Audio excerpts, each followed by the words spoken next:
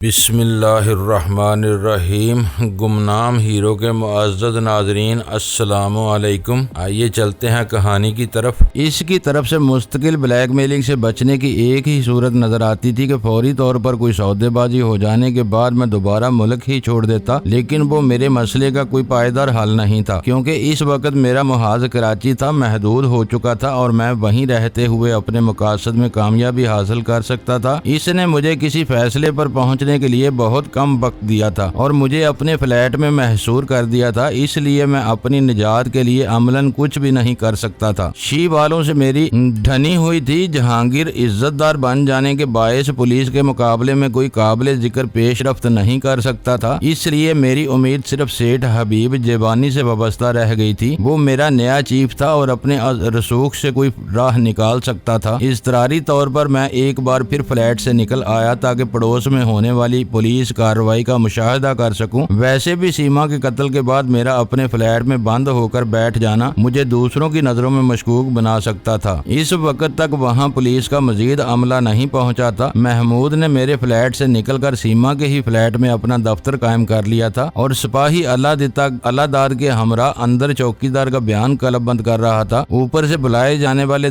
دونوں گواہ تشویش اور بدحواسی کے عالم میں اپنی باری کے منتظر تھے۔ دوسرے سپاہی نے فلیٹ سے نکاسی کے کھلے ہوئے دروازے پر چوکیدار کی ذمہ داری سنبھال لی تھی۔ مجھے دیکھتے ہی اوپر والوں نے صورتحال کے بارے میں اپنے تبصرے شروع کر دیے اور میری پوزیشن کے بارے میں جاننا چاہا۔ میں نے انہیں بتایا کہ میرا بیان لیا جا چکا ہے۔ وہ دونوں اپنے خوف و ہراس کے باعث میری ذات کا سہارا لینا چاہ رہے تھے، لیکن میں نے وہاں اپنی موجودگی غیر ضروری سمجھتے ہوئے اپنی جان چھڑا لی۔ اپنے فلیٹ کا دروازہ بند کر کے میں نے کچن سے کئی خالی شاپنگ بیگ جمع کیے اور پھر وارڈ روب میں مختلف جگہوں سے بیم گن، پستول، فاضل میگزین اور سائلنسر نکال کر پلاسٹک کے ان تھیلوں میں اس طرح لپیٹے کہ پانی ان پر اثر انداز نہ ہو سکے، اور وہ تھیلے میں ایک باتھ روم میں فلیشنگ ٹینک کا ڈھکن اٹھا کر اس میں ڈال دیے۔ مجھے اندازہ تھا کہ وہ ہتھیار وہاں بھی محفوظ نہیں تھے، اور اگر سب انسپیکٹر یا اس کا کوئی افسر میرے فلیٹ کی تلاشی لینے کا فیصلہ کر ہی لیتا تو وہ ٹینکی بھی ان لوگوں کی نظروں سے محفوظ نہیں رہتی۔ میری یہ حرکت اسی طرح اضطراری تھی جس طرح ریت کا طوفان آنے پر شتر مرغ اپنا سر ریت میں دفن کر کے خود کو محفوظ تصور کر لیتا ہے۔ 7:30 بجے میں نے بہت سوچ سمجھ کر جہانگیر کو فون کیا۔ وہ سحر خیزی کا عادی تھا، لیکن پچھلی رات وہ دونوں میاں بیوی جتنی دیر سے واپس گئے تھے اس کی وجہ سے مجھے امید نہیں تھی کہ وہ جاگ گیا ہوگا، مگر میری کال اسی نے پہلی گھنٹی پر ریسیو کی اور اتنی سویرے میری آواز سن کر حیران رہ گیا۔ دفتر جاتے ہوئے تھوڑی دیر کے لیے میرے پاس ہوتے جانا۔ مزاج پرسی کے بعد میں نے کہا، خیریت تو ہے؟ آواز سے تم کچھ پریشان معلوم ہو رہے ہو۔ اس نے سوال کیا۔ خیریت نہیں ہے، آؤ گے تو بتاؤں گا۔ پچھلی رات تمہارے چلے جانے کے بعد کسی نے سیما کو اس کے فلیٹ میں قتل کر دیا۔ اس وقت وہاں پولیس آئی ہوئی ہے۔ وہ خبر جہانگیر کے لیے دھماکہ خیز ثابت ہوئی تھی۔ اس نے فوراً ہی گھر سے نکلنے کا وعدہ کر کے فون کا سلسلہ منقطع کر دیا۔ میں نے کریڈل دبا کر ٹریڈ لائن کا نمبر ملایا تو ادھر سے ذرا تاخیر سے ریسیور اٹھایا گیا۔ میں نے اسی وقت چیف کو تمہارا پیغام پہنچا دیا تھا۔ اس طرف سے سینڈو نے میری آواز پہچان کر کہا، اس معاملے کو وہ خود دیکھ رہا ہے، تم چاہو تو اس نمبر پر اس سے بات کر سکتے ہو۔ بات ختم کر کے اس نے ایک فون نمبر بتایا جو میں نے فون کے پاس پڑے ہوئے پیڈ پر نوٹ کر لیا۔ پچھلی رات میں نے اپنی حفاظت کے لیے مافیا کے کسی آدمی کو اپنے ساتھ لانے کا ارادہ ملتوی کر دیا تھا، لیکن اس وقت صورتحال بدلی ہوئی تھی، اس لیے میں نے سینڈو سے کہا، عجائب گل کو ادھر بھیج دو، اسے میرا فون نمبر دے دینا تاکہ وہ باہر کا جائزہ لے کر ہر 1 گھنٹے بعد مجھے فون پر رپورٹ دیتا رہے۔ میں آج فلیٹ تک ہی محدود رہوں گا۔ وہ مجھے اپنی رپورٹ دیتے ہوئے چنگیز خان کا نام استعمال کرے گا۔ کمال ہے، اس کی تعجب انگیز آواز ابھری۔ چیف کے ساتھ تمہاری نگاہ انتخاب بھی اسی پر پڑی ہے؟ چیف کی ہدایت پر میں نے اسے جائزہ لینے کے لیے پہلے ہی تمہاری طرف روانہ کر چکا ہوں۔ ایسے ہی اس سے کوئی رابطہ ہوگا میں تمہاری باقیہ ہدایات بھی اس سے تک پہنچا دوں گا، تم بے فکر رہو۔ میں نے فون بند کر دیا۔ فلیٹ میں محصور ہو جانے کے بعد بیرونی دنیا میں اپنے دوستوں اور ہمدردوں سے میرے رابطے کی وہی صورت باقی رہ گئی تھی۔ اس بارے میں بھی مجھے خوف تھا کہ کہیں محمود میرے فون پر آبزرویشن لگوا کر ساری کالز ٹیپ کرانی شروع نہ کر دے، لیکن پہلی بات تو یہ تھی کہ وہ محکمہ پولیس کا اتنا بڑا افسر نہیں تھا کہ محض فون کر کے میرے نمبر پر آبزرویشن لگوا سکتا۔ ایسی کسی کارروائی کے لیے اس سے افسران بالا کو اعتماد میں لینا ہوتا، تب ہی دفتری کارروائی کے ذریعے وہ بندوبست ہو سکتا تھا۔ دوسری بات یہ تھی کہ اس نے اگلے 24 گھنٹوں تک میرا معاملہ اپنی ذات تک محدود رکھنے کا وعدہ کیا ہوا تھا، اس لیے وہ مدت میں اپنی مرضی کے مطابق استعمال کر سکتا تھا۔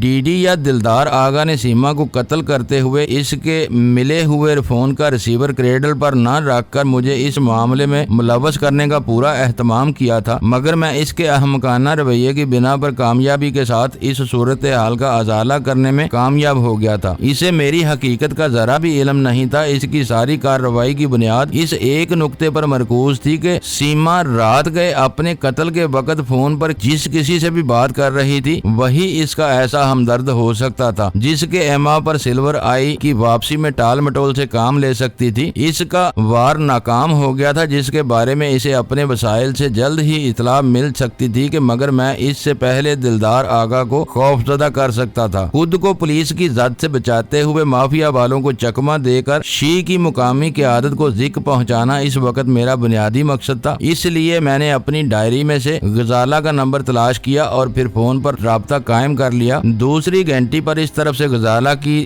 دھیمی اور مسحور کن آواز سنتے ہی میرا دل اچھل کر حلق میں آ گیا۔ اس کی آواز میں نے مدت بعد سنی تھی۔ ایک زمانہ تک غزالہ کے وجود کا بال بال اس کی دلکش اور گنگناتی ہوئی آواز ہر لمحے میرے کانوں میں رس گولتی رہتی تھی، لیکن پھر میری بدنصیبی نے دلدار آغا بن کر میری محبت پر بھرپور وار کیا اور غزالہ نہایت چلاکی کے ساتھ پھیلائے ہوئے جال میں پھنس کر شدید جذباتی بحران کے عالم میں ڈی ڈی کو اپنا مجازی خدا بنانے کا فیصلہ کر بیٹھی۔ پچھلی ملاقات میں اس کے کہے ہوئے الفاظ میرے دل و دماغ پر نقش تھے۔ اس نے ایک حیادار مشرقی لڑکی کی طرح ہمیشہ کے لیے اپنے شوہر کا وفادار رہنے کا فیصلہ کیا ہوا تھا، مگر اسی کے ساتھ اس نے اپنی پہلی محبت کے بارے میں دل گرفتہ لہجے میں اقرار کیا تھا کہ محبت وہ روگ ہوتا ہے جو ایک بار لگ جائے تو پھر قبر کے کیڑے بھی اسے نہیں مٹا سکتے۔ وہ پرائی ہو چکی تھی، لیکن میں اس کے دل کے خاکستر میں کہیں کہیں میری محبت کی چنگاریاں سلگ رہی تھیں، جنہیں شعلے کا روپ دھارنے سے روکنے کے لیے اس نے مجھ سے اپنے شوہر کی اجازت کے بغیر کبھی نہ ملنے کا فیصلہ کر لیا تھا۔ تم کون بول رہی ہو؟ اس سے گفتگو کو طول دینے کی بے ساختہ اور شدید خواہش سے مجبور ہو کر میں نے بدلی ہوئی باری آواز میں اس سے سوال کیا تھا۔ آپ کون صاحب بول رہے ہیں؟ کس سے بات کرنا چاہتے ہیں؟ میرے بے تکلفہ نہ بلکہ غیر شائستہ طرز تخاطب کے باوجود اس نے ٹھہری ہوئی پرسکون آواز میں شائستگی سے سوال کیا۔ میں ڈی ڈی سے بات کرنا چاہتا ہوں، میں نے درست لہجے میں کہا۔ شاید غلط نمبر مل گیا ہے، یہاں کوئی ڈی ڈی نہیں رہتا۔ غزالہ کی آواز بدستور نرم تھی۔ نمبر ٹھیک ہے، میں نے جارحانہ لہجے میں گراتے ہوئے اصرار کیا۔ پتہ نہیں تم کون بد نصیب ہو جو اس کی اصلیت جانے بغیر اس کی چھت کے نیچے رہ رہی ہو۔ ڈی ڈی نہیں تو تم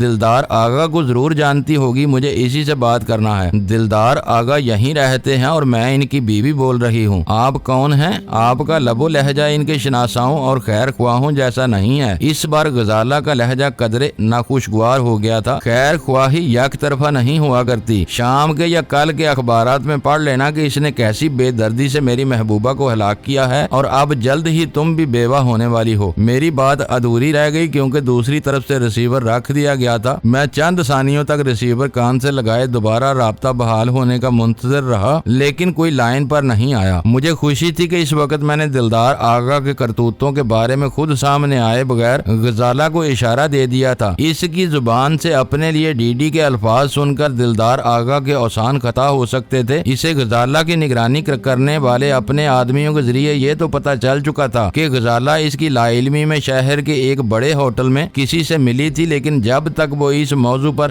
غزالہ سے دوبارہ بات نہ کرتا اور وہ میرے نام کا انکشاف نہ کرتی، دلدار کو اس کھیل میں میری موجودگی کا شبہ تک نہیں ہو سکتا تھا۔ ایئر ہوسٹس سیما کے حوالے سے وہ یہی سوچتا رہ جاتا کہ سیما کے کسی ایسے عاشق نے اسے فون کیا تھا جو شہر کی زیر زمین دنیا سے رابطہ رکھتا تھا۔ سلسلہ منقطع کر کے میں نے دوبارہ وہی نمبر ملایا۔ اس بار بھی شاید غزالہ نے ہی فون اٹھایا تھا، لیکن وہ کچھ بولی نہیں تھی۔ شاید اسے شبہ ہو گیا تھا کہ دوبارہ بھی اسی کے لیے وہی کال تھی۔ فون بند نہ کرنا، یہ معاملہ سنگین ہو چکا ہے، میں نے بدلی ہوئی باری آواز میں کہا۔ اگر تم ڈی ڈی کے کرتوتوں سے بے خبر ہو تو میری اسی سے بات کرا دو، یہ بہت ضروری ہے۔ وہ نہا رہے ہیں، تم تھوڑی دیر بعد فون کرنا۔ غزالہ کا لہجہ سرد ہو گیا۔ اسے غسل کی ضرورت پیش نہ آنے دو ورنہ اس کی پنڈلی کا گولی کا زخم بگڑ جائے گا۔ وہ گولی کا زخم ہے؟ میری بات کاٹتی ہوئی غزالہ کی تحیر امیز آواز ابری تھی۔ اس انکشاف نے اسے میرا ابتدائی تبصرہ نظر انداز کرنے پر مجبور کر دیا تھا، وہ مجھ پر گولیاں برسائے گا تو میں اس پر پھول تو نہیں برسا سکتا۔ میں نے تلخ لہجے میں کہا، شاید تمہارا ہی نصیب تھا کہ وہ پنڈلی پر پہلی گولی کھا کر گر گیا، چند سیکنڈ اپنے قدموں پر کھڑا رہتا تو چھلنی ہو جاتا۔ مجھے کچھ نہیں معلوم کہ تم کون ہو اور کیا کہہ رہے ہو۔ اس کی آواز یک بیک کمزور اور نکاہت آلود ہو گئی، جیسے اسے دلدار آغا کے بارے میں میرے انکشافات سے صدمہ پہنچا ہو۔ تم کو انہی سے بات کرنا ہوگی، لو وہ آگے۔ چند ثانیوں بعد کانوں میں دلدار آغا کی گراتی ہوئی سرد آواز گونجی۔ شاید غزالہ نے ماؤتھ پیس پر ہاتھ رکھ کر چند ہی الفاظ میں اسے کال کی نوعیت سے آگاہ کر دیا تھا۔ لنگڑے گھوڑے، میں نے تمہارا سراغ لگا لیا ہے، سیما کو قتل کر کے تم نے اپنی شامت کو للکارا ہے۔ میں تمہارے لیے ایک بے نام سایہ ہوں، لیکن تم میری نگاہوں میں آ گئے ہو۔ میں کسی بھی وقت اور کہیں بھی اچانک تم کو ذبح کر کے سیما کے خون کا انتقام لے لوں گا۔ میں نے بدلی ہوئی آواز میں کہا، پتہ نہیں تم کون ہو اور کیا بک رہے ہو، میں کسی سیما کو نہیں جانتا۔ وہ گرایا، لیکن اس کی آواز سے خوف اور کھوکھلا پن جھلک رہا تھا۔ ڈیڈی، معلوم ہوتا ہے کہ تمہاری اماں تمہارے سر پر کھڑی ہوئی ہے، اس لیے اسے سنانے کے لیے یہ ہذیان بک رہے ہو، ورنہ تم اچھی طرح جانتے ہو کہ میں کون ہو سکتا ہوں اور کیا کہہ رہا ہوں۔ ابھی میں نے تم کو لنگڑا گھوڑا کہا تھا، تم جانتے ہو کہ ریس میں لنگڑے گھوڑے نہیں دوڑائے جاتے، ان کی پیشانی میں پگھلا ہوا سیسا اتار کر انہیں موت کی پرسکون آغوش میں پہنچا دیا جاتا ہے۔ میری یہ اس بات کا ثبوت ہے کہ میں نے تمہارے سراغ لگا لیا ہے، جبکہ میرے سراغ لگانے کے لیے تم نے مقتولہ سیما کے خون کے ذریعے جو بکھیڑا پھیلایا تھا، اسے میں نے ناکام بنا دیا ہے۔ تم دلدار آغا سے صرف ڈی ڈی بنے ہو، لیکن میں تمہیں ڈی ڈی ٹی بنا کر کسی نالی میں بہا دوں گا جہاں تمہارا سراغ بھی نہیں ملے گا۔ میرے بارے میں تم کسی بہت بڑی غلط فہمی کا شکار ہو، معلوم ہوتے ہو۔ میں تم سے ملنا چاہتا ہوں تاکہ ان غلط فہمیوں کو دور کر سکوں۔ تم اپنی سہولت کے مطابق وقت اور مقام کا تعین کر لو۔ اس کے لہجے میں اعتماد کا فقدان تھا، وہ کھل کر مجھ سے بات کرنا چاہ رہا تھا، لیکن اپنے قریب غزالہ کی موجودگی کی وجہ سے بے بس تھا۔ میں احمق نہیں ہوں ڈی ڈی، میں نے غصیلے لہجے میں کہا، یہ میرا پہلا اور آخری فون یا رابطہ ہے۔ میں تم جیسے شفاق آدمی کو موت کی دہشت میں مبتلا کر کے تمہاری نیندیں اڑا دینا چاہتا تھا، یہ کام میں نے کر لیا۔ اب جب بھی تم سے میری ملاقات ہوگی وہ تمہاری زندگی کے آخری لمحات ہوں گے۔ ٹھہرو، فون بند نہ کرنا۔ وہ میری بات کاٹ کر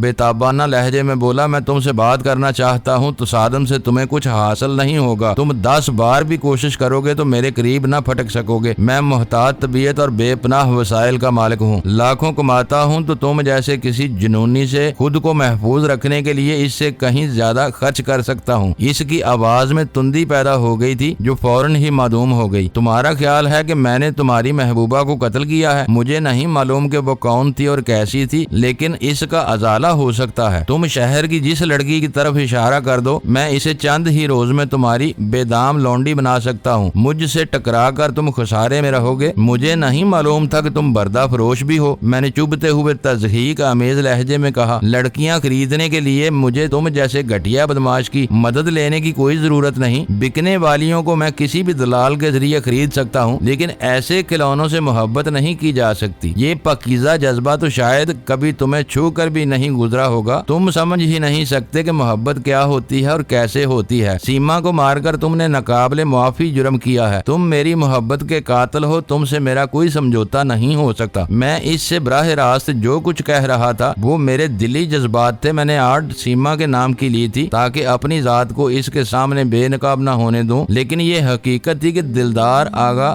غاصب تھا۔ اس نے غزالہ پر دھوکے سے شب خون مار کر میری محبت مجھ سے چھین لی تھی۔ اس جرم کا داغ دلدار کا لہو ہی دھو سکتا تھا۔ گفتگو کے دوران غصے اور جوش کے عالم میں مجھے خیال آیا کہ شی اور دوا ساز کارخانے میں گپلوں کا بھی حوالہ دوں، لیکن اس طرح میں کھل کر اس کے سامنے آ جاتا اور وہ تاثر جو میں سیما کے حوالے سے ابھار رہا تھا تباہ ہو جاتا۔ مجھے بعد میں خیال آیا کہ مجھے اس کو ڈی ڈی کے لقب سے ہی نہیں پکارنا چاہیے تھا، لیکن وہ کوئی فاش غلطی نہیں تھی۔ میں نے اس لقب کا انکشاف غزالہ پر کیا تھا تاکہ اسے معلوم ہو سکے کہ ان کا دلدار نام بدل کر بھی شہر میں گپلے کرتا پھر رہا تھا اور وہ خود کی پارسائی کی پجارن بنی ہوئی تھی۔ اسی سلسل میں مجھے دلدار آغا اسی لقب سے پکارنا پڑا تاکہ اس کو احساس ہو سکے کہ میرے ذریعے غزالہ بھی اس راز سے واقف ہو چکی تھی۔ تم بہت گھٹیا اور ذلیل انسان معلوم ہوتے ہو، جواب میں اس کی بنائی ہوئی آواز ریسیور پر ابھری تھی۔ تم اپنی ایسی کی تیسی میں جاؤ، میرا جو کچھ بگاڑ سکتے ہو وہ بگاڑنے کی کوشش کر کے دیکھ لو، تو آخر میں تم اسی شہر کے کسی گندے نالے میں اپنا منہ پیٹتے نظر آؤ گے۔ میرے مسلسل جارحانہ رویے کی وجہ سے وہ میری طرف سے بالکل ہی مایوس ہو گیا تھا، اس لیے آخر میں تلخ کلامی پر اتر آیا۔ میں نے اس سے مزید کچھ کہے بغیر فون کا سلسلہ منقطع کر دیا۔ جہانگیر بہت زیادہ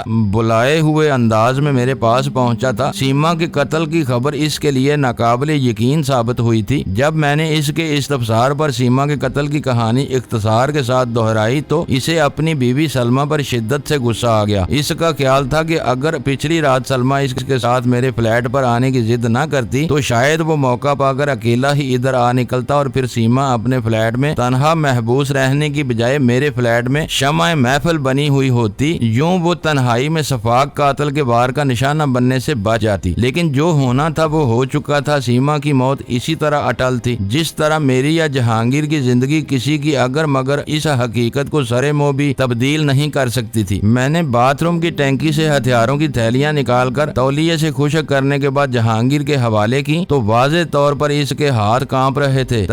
تمہارا مطلب ہے کہ میں یہ سب ساتھ لے جاؤں؟ تمہارے پڑوس میں اور بلڈنگ کے آس پاس پولیس موجود ہے اور میں یہ ہتھیار نکال لے جاؤں؟ ہاں، میرا یہی مطلب ہے، میں نے آنکھیں نکال کر گراتے ہوئے کہا۔ میں مرنے والے کا پڑوسی ہوں، میں باہر نکلا تو میری نگرانی کی جائے گی۔ تم اجنبی ملاقاتی ہو، میں نے تم کو اسی لیے یہاں بلایا تھا۔ میں نے اسے اپنے بارے میں سب انسپیکٹر محمود کے خدشات کی ہوا بھی نہیں لگنے دی تھی، ورنہ وہ کسی اڑیل ٹٹو کی طرح مجھ سے کسی بھی قسم کے تعاون سے انکار کر دیتا۔ عجیب زبردستی ہے۔ وہ ان تھیلوں کو اپنے بریف کیس میں جماتے ہوئے بے بسی سے بڑبڑایا تھا۔ اگر میں دھر لیا گیا تو تم میری ضمانت بھی نہیں کرا سکو گے۔ تمہارے لیے میں کم از کم اتنا تو کر ہی لوں گا۔ تم اپنی صورت پر اسی طرح یتیمی اور پھٹکار طاری کر کے باہر نکلے تو تمہیں ضرور پکڑ لیں گے۔ غصے سے میرا پارا چڑھ گیا تھا۔ تم سمجھ نہیں رہے ہو کہ میں سیما کا واحد پڑوسی تھا۔ اگر شبے کی بنیاد پر کسی پولیس افسر نے میرے فلیٹ کی تلاشی لینے کا فیصلہ کر لیا تو یہ ہتھیار مجھے پھانسی کے تختے پر پہنچا دیں گے۔ بحث اور بکواس میں تم سے جیتنا ناممکن ہے۔ آخر کار اسے ہتھیار ڈالنے پڑ گئے تھے۔ جہاں قدم لے جاتے ہو کوئی نہ کوئی بڑا ہنگامہ کھڑا ہو جاتا ہے۔ پہلے سلور آئی کے لیے یہاں زبردست خون ریزی ہوئی، پھر سیما مار ڈالی گئی، اب دیکھو میرا کیا انجام ہوتا ہے۔ ہر روز کوئی نہ کوئی مصیبت کھڑی رہتی ہے۔ میں نے خاموشی میں ہی عافیت سمجھی تھی۔ اس طرح وہ محض چند منٹ بعد ہی سارے ہتھیار اپنے بریف کیس میں بند کر کے وہاں سے واپس چلا گیا تھا۔ اسے روانہ کر کے دروازہ بند کرتے ہوئے میں نے دیکھا کہ سیما کے فلیٹ میں پولیس والوں کی بھیڑ میں اضافہ ہو چکا تھا اور قتل کی واردات کو کئی گھنٹے گزر جانے کے بعد بھی فوری طور پر لاش اٹھوائے جانے کے کوئی آثار نظر نہیں آ رہے تھے۔ میں دروازہ بند کر کے پلٹا تو فون کی گھنٹی نے مجھے چونکا دیا۔ میرا خیال فوری طور پر مافیا چیف سیٹھ حبیب جیوانی کی طرف گیا تھا، لیکن ریسیور اٹھانے پر وہ عجائب خان کا فون ثابت ہوا۔ اس سے پتا چلا کہ باہر کے معمولات معمول پر تھے۔ اس وقت تک پولیس پارٹی سیما کے فلیٹ میں موجود تھی، اس لیے باہر نگرانی کی ضرورت محسوس نہیں کی گئی تھی۔ اس سے فارغ ہوتے ہی میں نے مافیا چیف کا نمبر ڈائل کیا جو مجھے سینڈو سے ملا تھا۔ میں نے سینڈو کو صرف اتنا بتایا تھا کہ پولیس کو میرے پیچھے لگا دیا گیا تھا، لیکن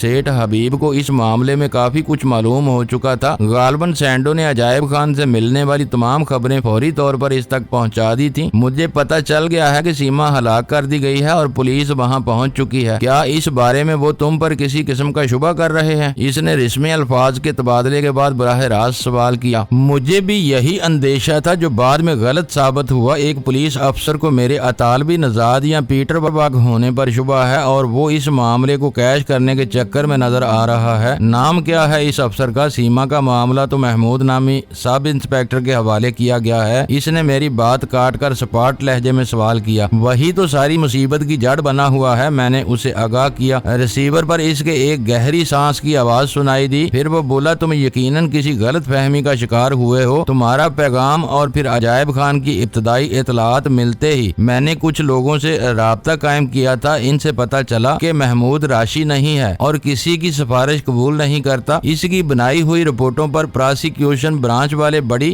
باریکی سے کیس تیار کرتے ہیں، ورنہ محمود عدالت میں ان خامیوں کی نشاندہی کر بیٹھتا ہے۔ لیکن وہ مجھ سے سودا کرنا چاہ رہا ہے، میں نے اضطراری طور پر رازدارانہ لہجہ اختیار کرتے ہوئے کہا۔ اس نے مجھے سوچنے کے لیے آج رات تک کی مہلت دی ہے، ورنہ کل صبح سے وہ میرے خلاف اپنا کام شروع کر دے گا۔ میرے لیے یہ بات ناقابل یقین ہے، مجھے ملنے والی اطلاع غلط نہیں ہو سکتی۔ اس کے لہجے میں حیرت اور بے یقینی ابھر آئی تھی۔ وہ کیا مانگ مانگ رہا ہے تم سے، کسی لمبے چکر میں ہے، خود منہ نہیں کھولا، میری زبان سے پیشکش سننا چاہتا ہے، شاید لاکھوں کی آس میں ہو، پھر میری بات لکھ لو کہ وہ تمہیں گھیر رہا ہے، تمہاری بولی سے ہی وہ اندازہ لگائے گا کہ تم کتنے پانی میں ہو۔ وہ روایتی پولیس والا نہیں ہے بلکہ اپنے طریقے سے کام کرتا ہے۔ مجھے حیرت ہے کہ میں اسے نہیں پہچان سکا، میں نے بے یقینی کے ساتھ کہا۔ میں تمہیں پوری بات بتاتا ہوں۔ وہ ایک گہرا سانس لے کر بولا، وہ ابن صفی کے جاسوسی ناولوں سے بہت زیادہ متاثر ہے اور عملی طور پر خود کو ابن صفی کا افسانوی کردار انسپیکٹر احمد کمال افریدی ثابت کرنا چاہتا ہے۔ وہ اکثر ضابطوں کی پرواہ کیے بغیر اپنی مرضی سے اکیلا کام کرتا ہے اور کامیاب رہتا ہے۔ اس کے بارے میں یہ اطلاعات مجھے اسی کے محکمے کے ایک بہت سینئر افسر نے دی ہے۔ اس کا کہنا تھا کہ اس سرفرے انسپیکٹر کے بارے میں وہ کچھ بھی نہ کر سکے گا۔ بدقسمتی سے تم ایک غلط آدمی سے ٹکرا گئے ہو، اسے رشوت کی پیشکش ہرگز نہ کرنا۔ پھر میں کیا کروں؟ میں تو تم پر انحصار کیے بیٹھا تھا۔ میں اس کی باتوں سے پریشان ہو گیا۔ کچھ عرصے کے لیے رپوش ہو جاؤ، اس نے سپاٹ لہجے میں مشورہ دیا۔ وہ میرے اس دوست کو تنگ کرے گا جس کا فلیٹ میں میرا قیام ہے۔ پھر کچھ دنوں کے لیے ملک سے باہر چلے جاؤ۔ تمہارا دوست کہہ سکتا ہے کہ تمہیں ایمرجنسی میں ملک چھوڑنا پڑا، امیگریشن کا تمہاری روانگی کی تصدیق کرے گا تو اس کا جوش جاگ کی طرح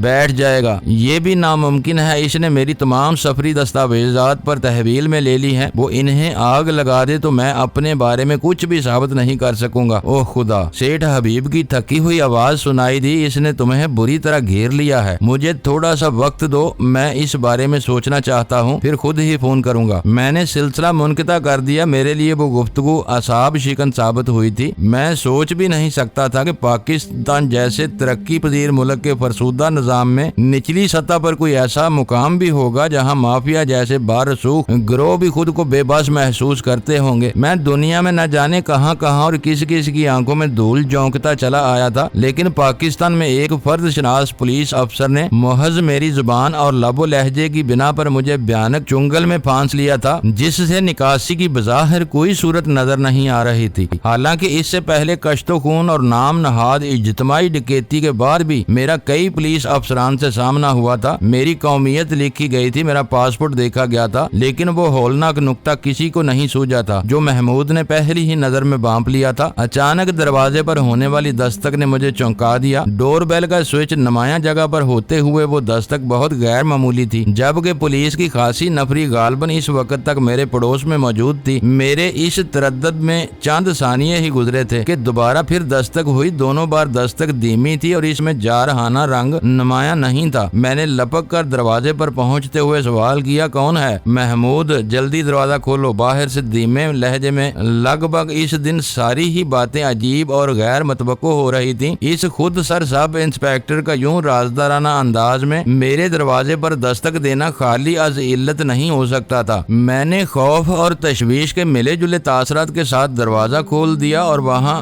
خلا پیدا ہوتے ہی محمود میری پیشوائی کا انتظار کیے بغیر اندر آ گیا۔ چولیں ہل گئیں، وہ خود ہی دروازہ بند کرتے ہوئے بڑبڑایا، سکاچ ہے تو ایک گلاس اور پلاؤ، بڑی مشکل سے نکل کر آیا ہوں، شاید بلیک ڈاگ ہے تمہارے پاس۔ میں نے پھیکی مسکراہٹ کے ساتھ اس بات میں سر ہلایا اور کچن کی طرف بڑھ گیا۔ اس نے وہیں مختصر سی لابی میں نشست سنبھال لی۔ میں 2 گلاس تیار کر کے باہر لایا تو اس نے اٹھ کر میرے ہاتھ سے گلاس لے لیا۔ چیئرز! اس نے میری طرف فضا میں گلاس لہرا کر لبوں سے لگا لیا۔ میرے بارے میں کس نتیجے پر پہنچے ہو؟ میں نے ایک گھونٹ لینے کے بعد سنجیدگی سے سوال کیا۔ ابھی تو سوچنے کا موقع نہیں ملا، یہ بڑا الجھا ہوا قتل کا کیس ہے اور میں اپنے کام پر پوری توجہ دینے کا عادی ہوں۔ یہ دباؤ ختم ہو تو کچھ غور کروں گا۔ اس وقت اس کا لہجہ سرسری بلکہ خاصی حد تک دوستانہ تھا۔ ویسے بھی میں نے تمہیں کل صبح تک کی مہلت دی ہوئی ہے، اپنے بارے میں تم کو خود ہی غور کرنا ہوگا۔ تم کتنی رقم چاہتے ہو؟ میں نے براہ راست اس کی آنکھوں میں دیکھتے ہوئے سوال کیا۔ اس وقت اس کی وردی اور شخصیت کا خوف یک لخت میرے دل سے کافور ہو گیا تھا۔ وہ اچانک ہی ہولے سے ہنس پڑا، پھر عارفانہ انداز میں بولا، اس دنیا میں ہر شخص بکاؤ مال کی طرح ہے، کچھ بہت سستے بک جاتے ہیں اور راشی اور بے ایمان مشہور ہو جاتے ہیں، اور جن کے دام کوئی ادا نہ کر سکے وہ ایماندار کہلانے لگتے ہیں۔ کسی کو خریدنا تمہاری اپنی بساط پر منحصر ہے، بولی لگا کر دیکھو، شاید تم کامیاب ہو جاؤ۔ اس کے الفاظ لچھے دار اور مبہم تھے۔ وہ ابتدا ہی سے مجھے مسلسل اکسا رہا تھا، لیکن اس نے خود ایک بار بھی براہ راست رشوت کا مطالبہ نہیں کیا تھا۔ مجھے سیٹھ حبیب کی فراہم کی ہوئی معلومات میں وزن محسوس ہونے لگا تھا۔ میں تو ایک پیسہ بھی نہیں دینا چاہتا، لیکن لیکن میرے بارے میں تمہارا رویہ وحشت ناک ہے۔ کچھ بھی نہ ہو سکا تو تم اپنی تسلی ہونے تک مجھے یہاں رکا رہنے پر مجبور کر دو گے، جبکہ میں آزاد پنچھی کی طرح رہنا چاہتا ہوں۔ تم اس وقت تازہ دم ہونے کے لیے دوستانہ انداز میں میرے پاس شراب پینے آئے ہو تو تمہاری ضرورت کے بارے میں سوال کر لیا ہے۔ اچھا کیا، اس نے کہا۔ میں کرائے کے مکان میں رہتا ہوں، ذاتی اسکوٹر پر ڈیوٹی انجام دیتا ہوں اور اس پر خوش رہتا ہوں۔ چاہو تو ہر روز ہزاروں کما سکتا ہوں، لیکن مجھے اس کی ضرورت نہیں۔ سچی بات یہ ہے کہ مجھے تم پر شبہ ہے، درست ثابت ہوا تو تم سلاخوں کے پیچھے نظر آؤ گے۔ بے گناہ ہوئے تو معذرت کے ساتھ تیسرے دن تمہارے کاغذات تمہیں لوٹا دوں گا۔ آج کا دن تمہارا ہے، مجھے صرف 2 دن چاہیے۔ تم سچے ہوئے تو یہیں ڈٹے رہو گے اور جھوٹے ہوئے تو مہلت ملتے ہی بھاگ جاؤ گے، لیکن تمہاری دم ہر وقت میرے ہاتھ میں رہے گی۔ صرف پینے کی خواہش اور تمہاری دوستی کے تانے نے مجھے لب کشائی پر مجبور کیا ہے، ورنہ میں بلی اور چوہے کا کھیل کھیل کر تمہارے اعصاب بکھیر دینا چاہتا تھا۔ اب یہ سیدھا سادہ معاملہ ہے، ایک اقبال کرو گے تو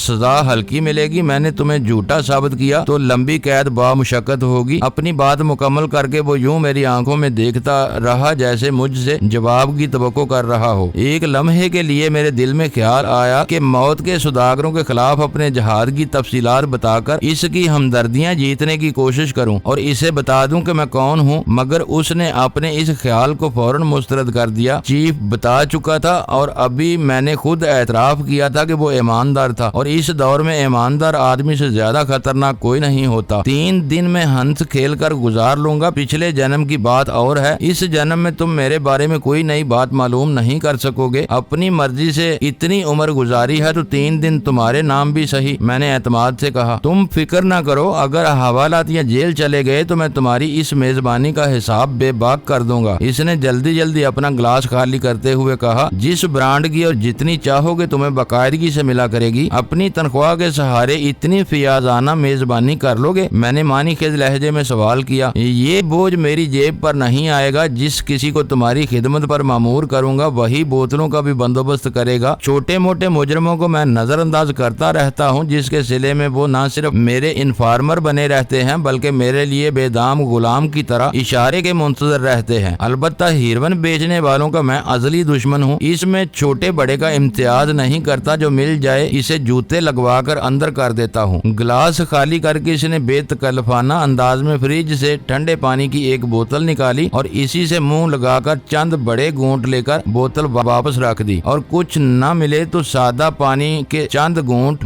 بو دبا دیتے ہیں۔ یہ کہتا ہوا وہ تیزی کے ساتھ میرے فلیٹ سے نکلتا چلا گیا اور میں دل ہی دل میں سپاہی اللہ داد کا شکریہ ادا کرنے لگا، جس نے مجھے اپنے افسر کی ایک کمزوری سے آگاہ کر کے اتنا موقع فراہم کر دیا تھا کہ میں اپنے دشمن سے بے تکلف ہو کر اس کے دل کی بات اگلوانے میں کامیاب ہو گیا تھا، ورنہ اس کی ابتدائی گفتگو کی روشنی میں سیٹھ حبیب کی طرف سے محمود کی پارسائی کا دعویٰ مجھے بے بنیاد معلوم ہو رہا تھا۔ معزز ناظرین، لائک کریں، شیئر کریں اور کمنٹس باکس میں پاک آرمی زندہ باد، پاکستان پائندہ باد کا نعرہ ضرور درج کر کے اپنے ملک پر فخر کریں اور پاکستان کی بنیادیں مضبوط کرنے میں اپنا کردار ادا کریں۔ ویڈیو دیکھنے کا شکریہ۔